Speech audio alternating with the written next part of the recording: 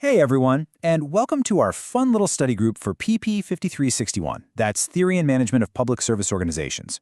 Today, we're diving into Chapter 6 of our required text, the diversity bonus. We're going to tackle a huge question. What if the whole business case for diversity isn't about social obligation, but about a real, tangible competitive advantage? That's the core idea we're breaking down. Let's get into it.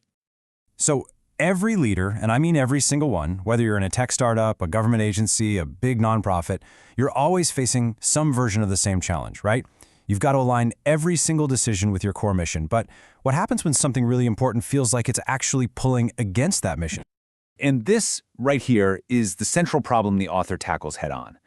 For years, a lot of the ways we've tried to justify diversity, even with the best intentions, have kind of backfired. Why?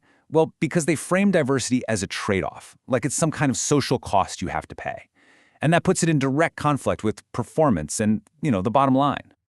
Historically, the business case for diversity has really relied on two main pillars. And the author argues that, yeah, they're both powerful in their own way, but they're also kind of flawed in how they set up the whole conversation. So these traditional arguments fall into two main camps. On one hand, you've got the normative argument, which is basically, it's the right thing to do. On the other hand, there's the demographic argument, which says, hey, the world is changing, so this is a market necessity. But notice the language there? Both of them frame diversity as something you have to endure, either as a cost you have to bear for society or a painful adjustment you just have to get through. Neither one of those really gets people excited to jump on board. The normative argument, the right thing to do one, it's rooted in some pretty stark data.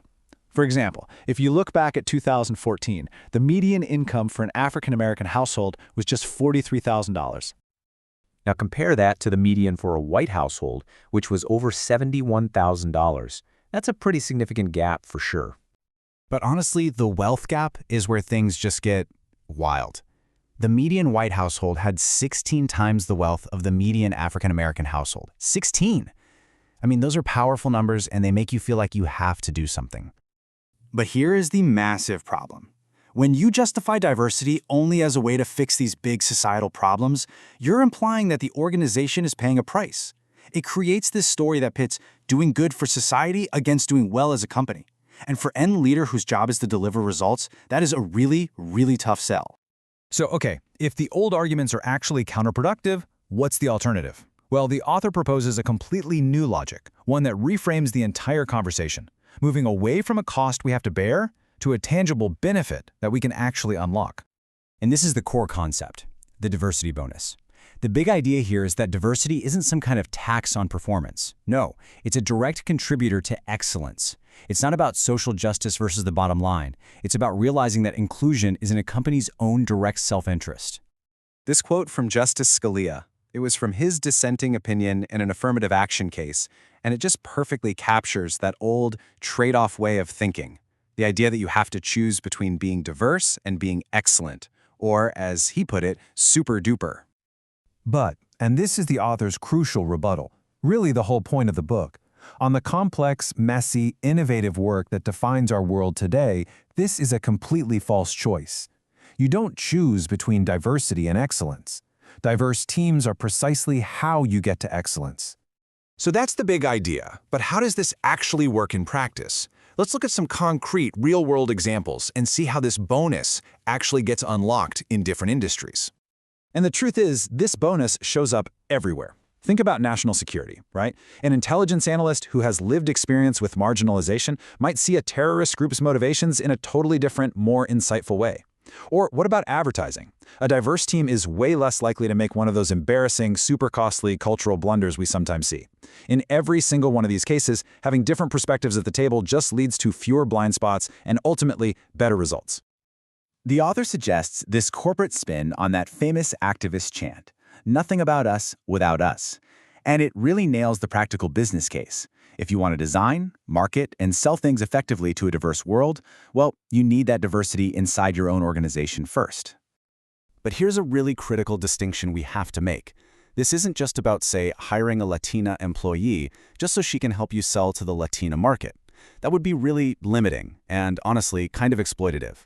The real bonus comes from her entire cognitive repertoire, the unique ways she categorizes problems, the different metaphors she uses, the new solutions she sees. That's what can benefit the entire organization on any complex task. So how do we pull all these different threads together? How do we actually build the most robust, the most compelling business case for diversity and inclusion that we possibly can? The author argues that it's not about picking one argument over the others. It's all about the sequence. You start by leading with the diversity bonus, because that speaks directly to the mission and to performance. Then, you reinforce that with the demographic reality. I mean, you can't be the best if you're ignoring 70% of the talent pool. And finally, you support it all with the normative case, which confirms that this high-performance approach also happens to be the right thing to do. And this is exactly why the bonus logic is so powerful. It doesn't just tell you that you should be diverse, it gives you a rudder and a compass for how to make it work. See, unlike the purely do the right thing approaches, which can sometimes lead to groupthink or bad compromises, the whole a camel is a horse designed by a committee problem, the bonus logic is all about using different perspectives to get a much better outcome, a better horse. So the final crucial takeaway for us, especially as future public service leaders, is this. The power isn't just in knowing the concept, but in actually applying it. The challenge for any leader, in any field, is to completely shift the narrative. So the question we're really left with is, how can you stop talking about diversity as a price to be paid and start framing it, convincingly, as your organization's single greatest strategic asset for achieving its mission?